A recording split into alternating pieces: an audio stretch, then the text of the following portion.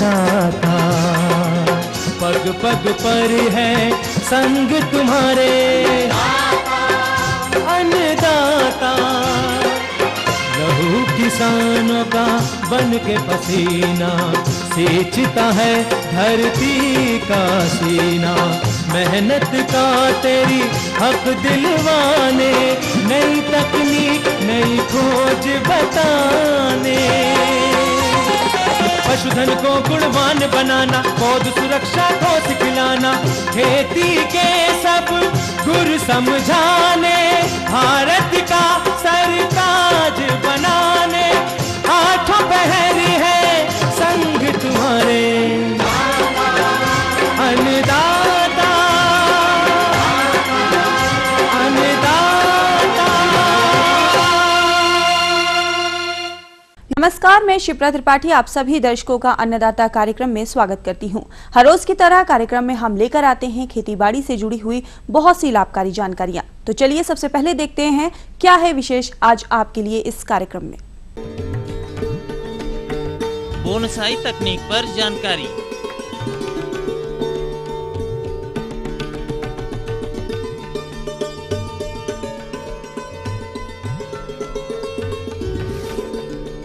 केंचुआ खाद बनाने की वैज्ञानिक विधि।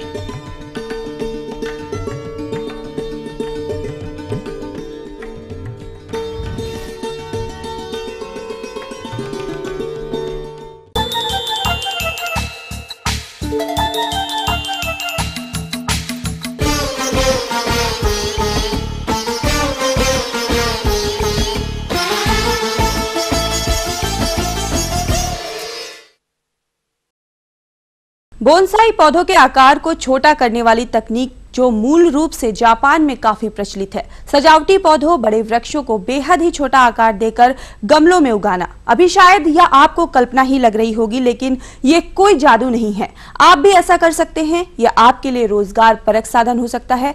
कैसे, तो जानने के लिए देखिए कार्यक्रम की ये खास रिपोर्ट।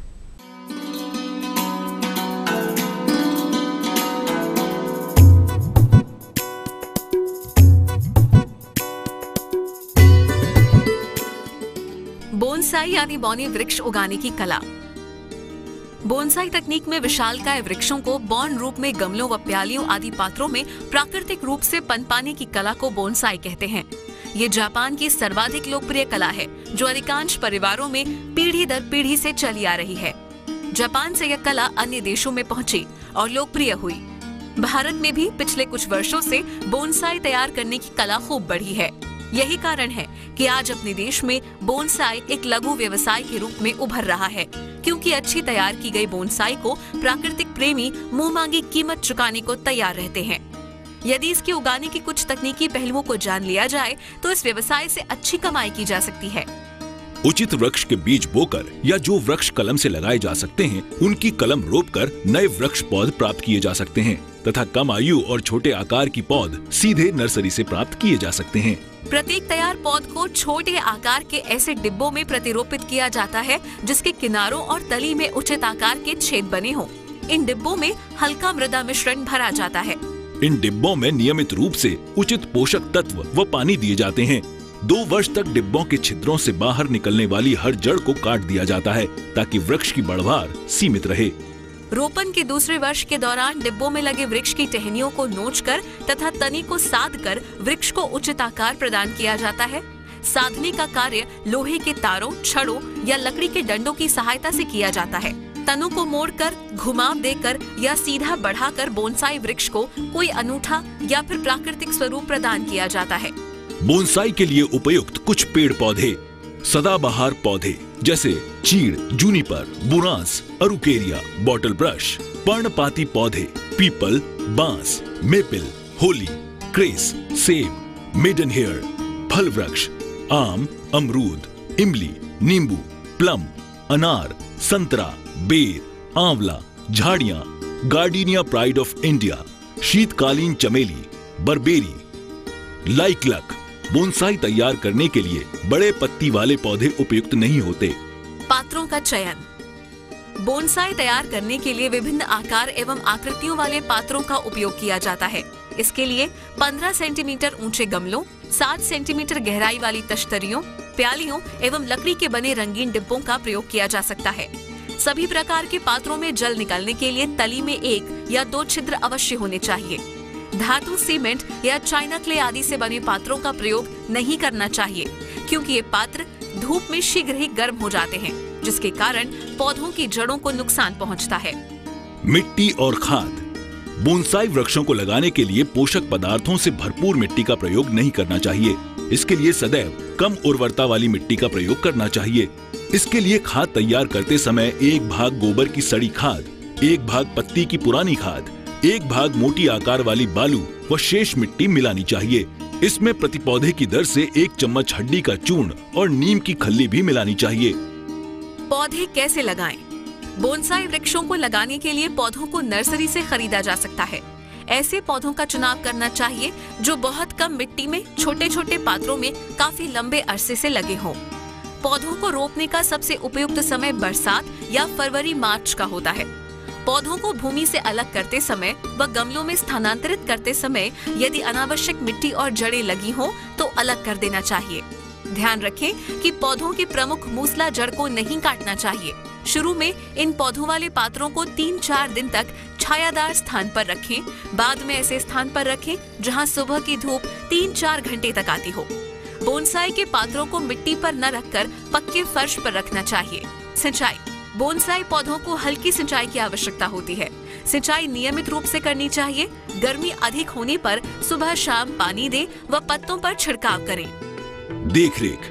बोनसाई वृक्ष पात्र में लगाने के बाद जब अच्छी तरह स्थिर हो जाएं, तब तांबे के तारों के सहारे इसकी सधाई करके इनकी मनचाही आकृति प्रदान की जा सकती है। अच्छी आकृति देने के लिए शाखाओं तथा कोपलों को काटकर अलग कर देना चाहिए। बोनसाई वृक्षों की पात्रों की मिट्टी में जब पोषक पदार्थों की कमी होने लगे तो इन वृक्षों को दूसरे पात्रों में बदलना चाहिए। आमतौर पर प्रत्येक तीसरे वर्ष पात्रों को बदलने की आवश्यकता होती है। पात्रों को बदलते समय एक बार फिर अनावश्यक जड़ें पौधे से काट देना चाहिए। वृक्षों में फफूंद रोग हो जाने पर फफूंदनाशक दवा का प्रयोग करना चाहिए। बोनसाई के लिए 3 मुख्य बातें ध्यान में रखनी चाहिए। वृक्ष का ऊपर वाला अग्रभाग इस प्रकार का हो कि वृक्ष के विस्तार का अंतिम छोर लगे। जड़ के समीप का तना अधिक आयु का लगे। वृक्ष की टहनियां स्वस्थ एवं कलात्मक आकृति में फैली हो। और इस प्रकार बोनसाई पौधे उगाकर आप अपने घर की शोभा और सुंदरता बढ़ाने के साथ साथ अपने घर के आसपास के वातावरण को साफ एवं सुंदर बना सकते हैं। और बोनसाई से एक लघु व्यवसाय के रूप में आप अच्छी आय भी कमा सकते हैं।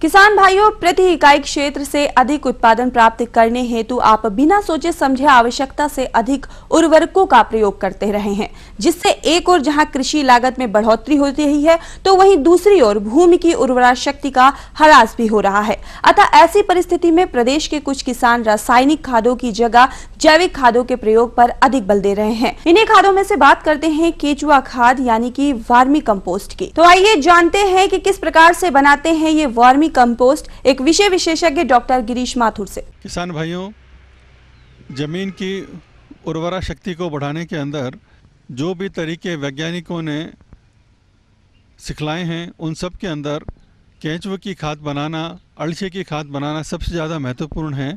और हम ये बार बार प्रयत्न करते हैं, ये समझाना चाहते हैं कि केंचुए की खाद से हमारे खेत के अंदर मिट्टी की उर्वरा शक्ति साधारण खाद के मुकाबले 5 से 6 गुना ज़्यादा ताकतवर हो जाती है।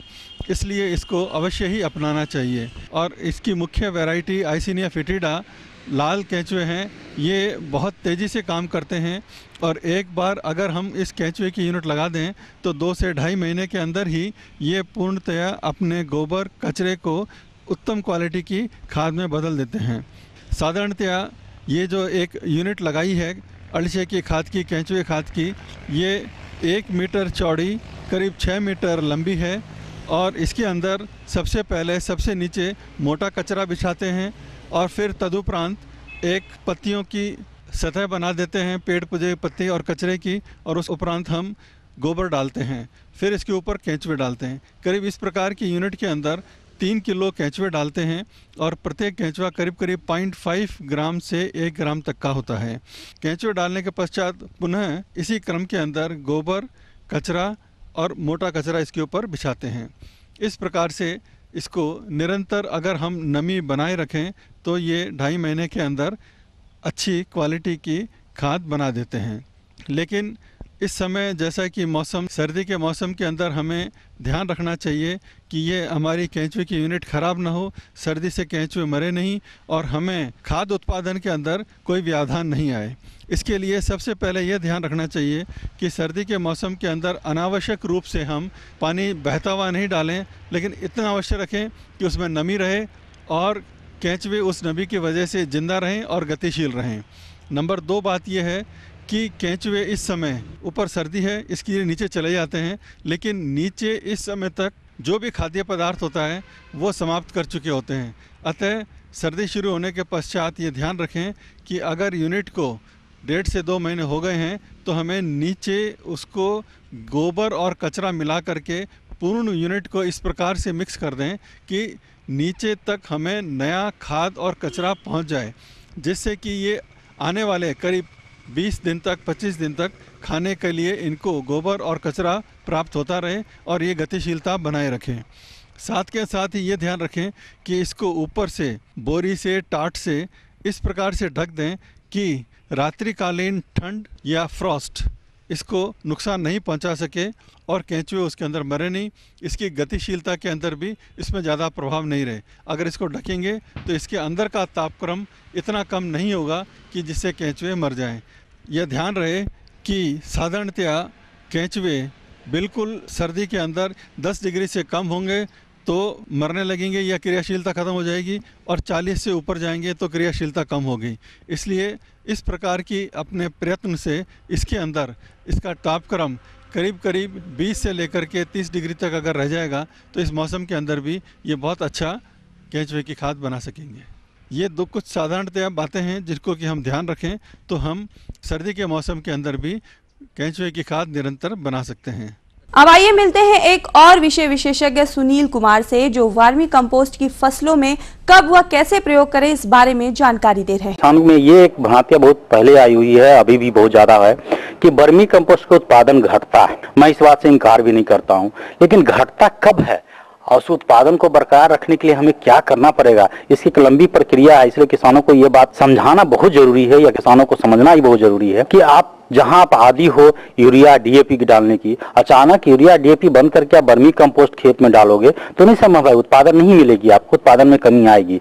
तो इसका सबसे अच्छा उपाय है, खास करके मैं किसानों के लिए कहता हूं कि आप ऐसा करो कि यूरिया डाल रहे हो डालो, डीएपी भी डालो, लेकिन आप 100% जो डालते हो आप 75% यूरिया डालो और 25% आप वर्मी कंपोस्ट डालो। बात कर रहा हूँ पहले साल की बात कर रहा हूँ। दूसरे साल आप क्या करो कि 50% यूरिया डालो और 50% वर्मी कंपोस्ट डालो। तीसरे साल आप क्या करो कि 100% यूरिया डीएपी बंद कर दो और सिर्फ वर्मी कंपोस्ट डालो। देखो आपके खेतों के उत्पादन में किसी तरह की कमी नहीं आएगी, बल्कि उत्पादन में पौष्टिकता जो उसके दानेदार होंगे देखेंगे उसमें बहुत ज्यादा हेल्दी प्रोडक्शन होगा और रिजल्ट भी काफी अच्छे आएंगे। आपके खेतों की मिट्टी काफी अच्छी हो जाएगी और उससे उत्पादन आया उसका स्वाद की बात ही नहीं कहानी है, न उत्पादन भी नहीं घटेगी। चौथे साल में आप देखोगे आपकी उत्पादन बढ़ गई, खेतों की मिट्टी बहुत अच्छी हो गई, अचानक आपको उसका परिणाम दिखने लगेगा कि वर्मी कंपोस्ट का क्या रिजल्ट आता है।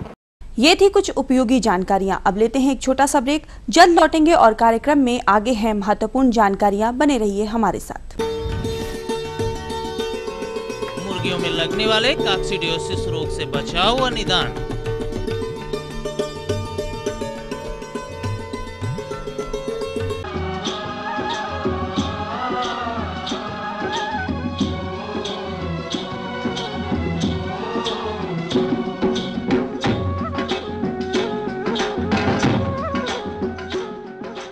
ब्रेक के बाद एक बार फिर से आप सभी दर्शकों का अन्नदाता कार्यक्रम में स्वागत है। बढ़ते हैं अगली प्रस्तुति की ओर।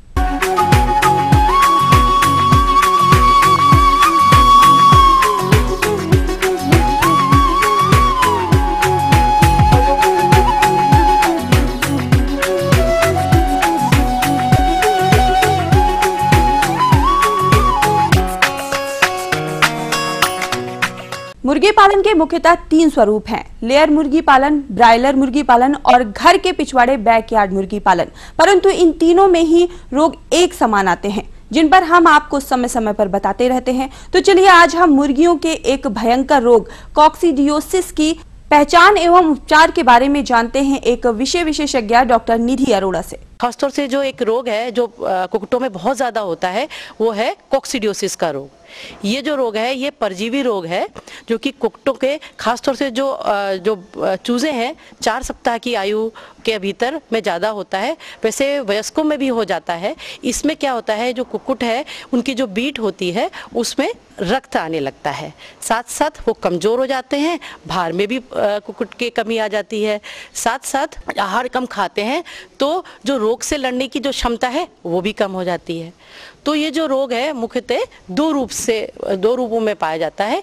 एक तो रोग है अंधांत्र वाला जो रोग है, ये मुख्यतः छोटे चूजों में होता है, और दूसरा जो रोग है वो है आंत्र वाला रूप, ये मुख्यतः वयस्कों में होता है। लेकिन ऐसा नहीं है कि एक ही तरह हो, कभी कभी ये दोनों तरह के रोग एक ही में भी हो सकते हैं।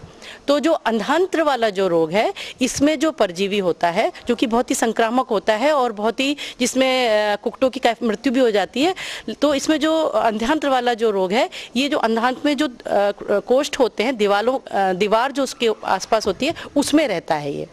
वहाँ से इसका जो अंडे हैं, जो ऊसिस्ट है वो मल के रास्ते से बाहर निकलती है। जो दूसरा है जिसको हम आंत्र वाला कहते हैं, इसमें जो उसकी जो ऊसिस्ट है वो आंत्र में पाई जाती है, वो भी मल द्वारा बाहर निकल जाती है।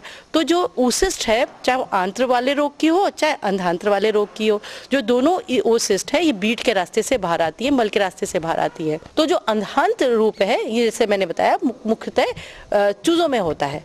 तो इसमें कई ये जो कुक्कुट है एकदम से कई बार उसकी आपको स्वस्थ होंगे, एक दिन पहले आप अपने उनको दाना दे के आए, बिल्कुल स्वस्थ हैं, अचानक उनको मरे पड़े मिलेंगे। तो समझ नहीं आता कि ठंड से मरे हैं कि किस चीज़ से मरे, एकदम से मर जाते हैं। तो यदि ऐसा लग रहा है कि एक दिन पहले बिल्कुल स्वस्थ थे और अगले दिन मर जा रहे हैं, तो एक कारण उसका ये कॉक्सीडियोसिस भी हो सकती है। दूसरा क्या हो सकता है, दूसरा क्या होगा कि जो बीट जो मिलेंगी वो रक्तयुक्त बीट मिलेगी। तो रक्तयुक्त बीट का मतलब है क्योंकि आंत्र और अंधांत्र में रहते हैं तो वहाँ से इसमें परजीवी रह रहे हैं, तो वहाँ की उसकी आंत को में चोट करते रहते हैं, तो वहाँ से खून आता रहता है। तो जो आंत है वहाँ से यदि खून आएगा तो वो बाहर आ जाते हैं, तो बीट में खून मिला हुआ होता है, साथ साथ वो बिल्कुल सुस्त हो जाते हैं। और एक और जो प्रमुख लक्षण है, चूजा आंख बंद कर लेता है और गर्दन को बार बार झटकता है। तो यदि बार बार चूजा आंख बंद कर ले रहा है, गर्दन को बार बार झटक रहा है, साथ साथ एक और चीज देखने को मिलती है कि गर्दन को और अपनी चोंच को नीचे मोड़ करके पीछे की तरफ कर लेता है। यदि ऐसा बार बार लक्षण प्रतीत हो रहा है तो कॉक्सीडियोसिस हो सकती है। साथ साथ कई बार कलगी और जो गलपिंड है ये पीले रंग का पड़ने लगते हैं। और एक और है कि यदि बड़े वयस्कों में है तो भार की कमी होने लगती है, अंडा कम देने लगती है। कई बार क्या होता है, यदि वयस्कों में हो रहा है, आंत्र रूप हो रहा है, तो खून मिक्स बीट के साथ साथ कई बार हरे रंग के रस भी मुर्गी करने लगती है। जो बीट है वो हरे रंग की भी होने लगती है। जैसे मैंने बताया बहुत घातक रोग भी है और साथ साथ इसमें मृत्यु दर बहुत ज़्यादा नहीं होने के तो नहीं होती, लेकिन उसमें जो अंडे जो मुर्गी दे रही थी वो कमी आ जाती है। तो इसमें करीब हमने देखा है कि जो 6 से 8 सप्ताह के हो गए या 4 सप्ताह के, तो उससे 20 से 40% तक भी कई बार मोर्टेलिटी हो जाती है। तो यदि हम जो चूज़ों में अधिक है इसकी मोर्टेलिटी, वयस्कों में कम है, वयस्कों में अंडा देने की जो क्षमता है वो ज़्यादा कम हो जाती है, भार कम हो जाता है, तो उत्पादन क्षमता कम हो जाती है, जिससे जो कुक्कुट पालकों को उत्पादन क्षमता में बहुत कमी आ जाती है। अब इसमें हम उसका उपचार कैसे करें, वो है कि हम सल्फाडाइमिन की जो गोली है वो उनको पानी में घोल के जो उचित मात्रा में दे रखी है वैसे दे सकते हैं। एक और दवा आती है जो कि बचाव के लिए भी होती है, आहार में दी जाती है, वो है मोनेंसिन दवा। तो इस बात का ध्यान रखें, जिस कंपनी की हम दवा ले रहे हैं उसके जो उसमें जो लिखा हुआ है कि इस मात्रा में मिला जाए उसका विशेष ध्यान रखें। अब इसमें हम उसका बचाव कैसे करें, तो ये देखा जाता है कि जो वहाँ जहाँ मल त्याग हो रहा है, जहाँ बीट पड़ी हुई है, तो उसमें ये अंडे इसके हैं ही, तो उस वजह से जो बिछावन है वहाँ रोग के परजीवी रहते हैं, अंडे रहते हैं इसके। साथ साथ बिछावन के साथ साथ आहार में भी आ सकता है। और पानी जो पी रहे यदि वो ताज़ा नहीं है तो वहाँ के भी होता है, वहाँ के जो बर्तन हैं उसमें भी ये रोग के परजीवी रह सकते हैं। तो यदि थोड़ा बहुत है तो धीरे धीरे धीरे कुक्कुटों में जाता रहता है, और कई बार ये नुकसानदायक तो होता ही है क्योंकि रोग बना हुआ है, कई बार ये फायदेमंद भी होता है। फायदेमंद इस तरह से है कि इससे जो कुक्कुटों की जो रोग से लड़ने की प्रतिरोधक जो क्षमता है, यदि थोड़ा थोड़ा जाता रहेगा तो रोग से जो लड़ने की क्षमता है वो बढ़ जाती है, जिससे जल्दी से रोग नहीं होता। हाँ, यदि बहुत ज़्यादा मात्रा में उचिष्ट है वो खा लेते हैं यदि मुर्गियाँ, तो ये रोग बढ़ जाता है। साथ साथ हम इस बात को देखें ये फैलता कैसे है। जैसे मैंने आपको बताया कि ये बीट के रास्ते से निकले तो ये आहार में गए, और साथ साथ जो बिछावन है वहाँ पे भी फैले हुए हैं। तो कई बार यदि हमने साफ सफाई का ध्यान नहीं रखा, समय समय पे बिछावन नहीं बदली, जैसे आप देख रहे हैं मौसम में बदलाव आ रहा है, तो यदि नमी युक्त है वो, क्योंकि ऐसे में उनको ठंड भी लगेगी, निमोनिया होने का भी रहेगा, और उससे क्या होगा जब ऐसे ठंड से रहेगी तो बॉडी उसकी स्ट्रेस में रहेगी। तो ऐसे वातावरण मौसम में खास तौर से जिसमें बहुत ज़्यादा ठंडा है, बदलाव अचानक आ रहा है, कई बार सिर्फ बदलाव से भी मौसम में यदि एकदम से बदलाव आ जाता है तो भी ये रोग होने की संभावना बढ़ जाती है। तो ऐसे में हम ध्यान रखें कि बिछावन को सूखी रखें और समय समय पर उसको बदलते रहें, और जो खिड़कियां हैं उसमें हम पर्दे डाल दें क्योंकि वहाँ से भी ठंडक आती रहती है, और साफ रखा हुआ पानी ना दें क्योंकि ठंडा भी होता है। साथ साथ उसके अंदर जैसे मैंने बताया कि ये बीट आदि में ये उशिष्ट होती हैं वो भी आती हैं, तो कोशिश करें ताज़ा पानी हम मुर्गियों को दें, तो ताज़ा पानी दें, साफ आहार दें। एक बात और ध्यान रखें, जो उसकी रखवाली कर रहे हैं, जो उसको पाल रहे हैं, कई बार ये उससे भी रोग फैलता है।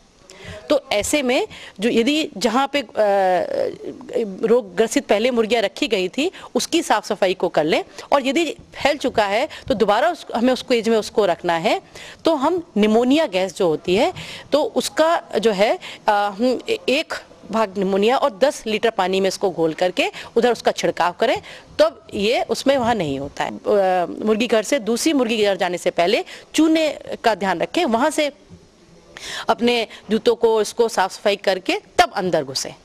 साथ साथ कोशिश ये करें कि हम जालीदार वाली केज जो है उसमें उनको पालें। तो इस तरह से यदि हम उसका बचाव करते रहेंगे, साफ सफाई का ध्यान रखेंगे, तो हम इस रोग से अपने कुक्कुटों को बचा सकते हैं।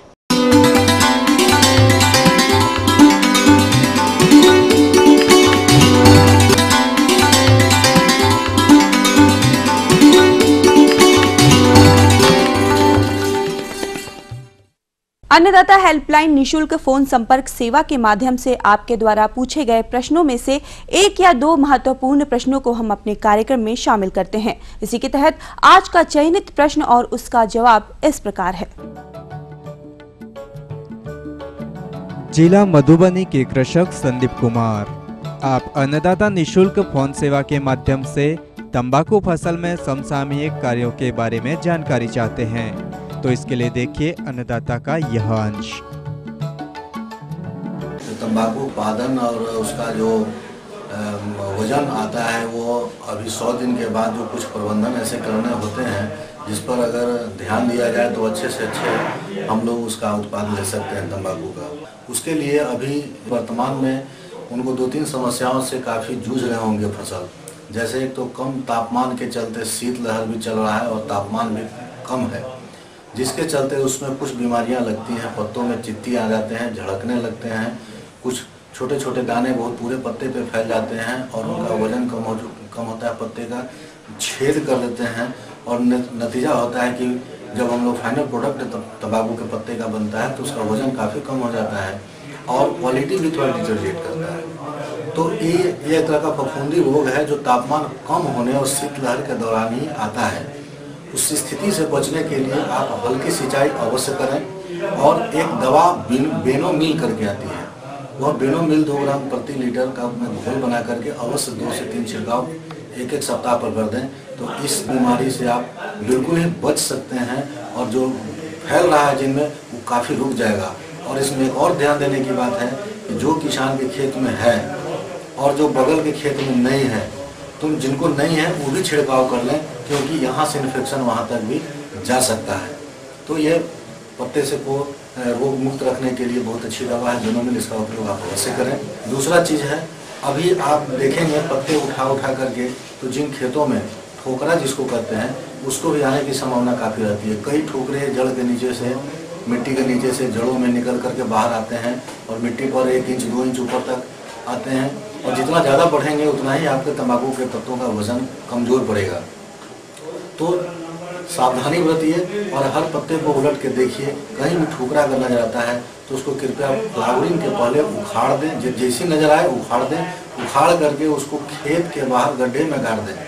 किसी भी रूप में ठोकरा को खेत में ना रहने दें, जड़ में से उखाड़ दें, उखाड़ करके बाहर फेंक दें। तीसरी बात, ये शीतलहर के दौरान तापमान कमी में जो कल्ले निकलते हैं, काठी जिसको कहते हैं, वो भी काफ़ी बढ़ता है। तो आप बराबर 10 दिन पर नज़र डालते रहें और जो भी निकले कल्ला या काठी नजर आए उसको आप उसमें से हटा दें, तो तंबाकू का आपका जो पत्ते का क्वालिटी है वो बरकरार रहेगा। तो 3-4 बातें को अभी आप 1 महीने 15 दिन तक, जब तक तापमान कम है, कटनी के पहले, तंबाकू काटने के पहले अवश्य ध्यान दें। हल्की सिंचाई एक अवश्य जरूर कर दें, जो आपको तापमान से लड़ने में, शीतलहर से लड़ने में तंबाकू के पौधों को मदद करेगा।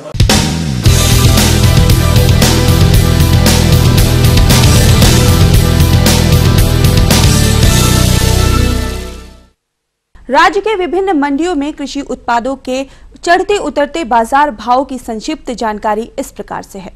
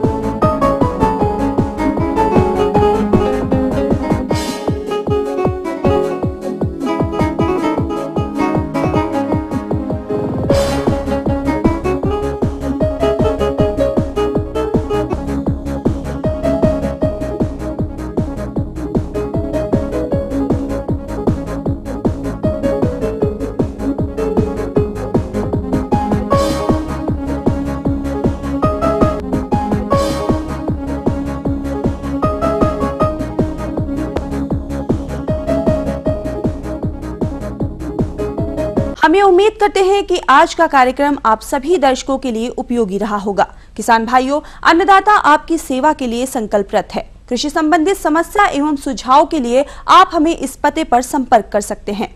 प्रोड्यूसर अन्नदाता ETV Bihar Jharkhand Ramoji film city Hyderabad 501512। साथ ही आप हमें ईमेल भी कर सकते हैं। हमारा ईमेल है annadatabihar@etv.co.in। इसके अतिरिक्त आप हमें निशुल्क हेल्पलाइन नंबर 180042540885 पर दोपहर 2 से 3 बजे के बीच संपर्क कर सकते हैं। फिलहाल अन्नदाता की पूरी टीम को दीजिए इजाजत। कल फिर इसी समय आपसे मुलाकात होगी कृषि संबंधित कुछ और रोचक जानकारियों के साथ। नमस्कार।